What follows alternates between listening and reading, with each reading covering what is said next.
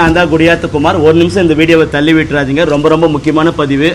வீடியோவில் காட்டப்படும் இந்த தம்பியோட பேர் வந்து பார்த்தீங்கன்னா தருண், அப்பா பேர் பார்த்தீங்கன்னா ரமேஷ், அம்மா பேர் வந்து சித்ரா. இவங்க வேலூர் சலவன்பேட்டையில் இருக்காங்க.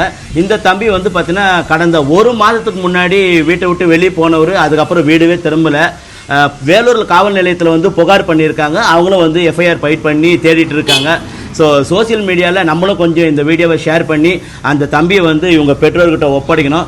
ஒரு மாதமாக காணாமல் இவங்க ரொம்ப கவலையாக இருக்காங்க. உறவினர் வீட்டிலே தேடி இருக்காங்க, நண்பர் வீட்டிலே தேடி இருக்காங்க, எங்கேயுமே கிடைக்கல.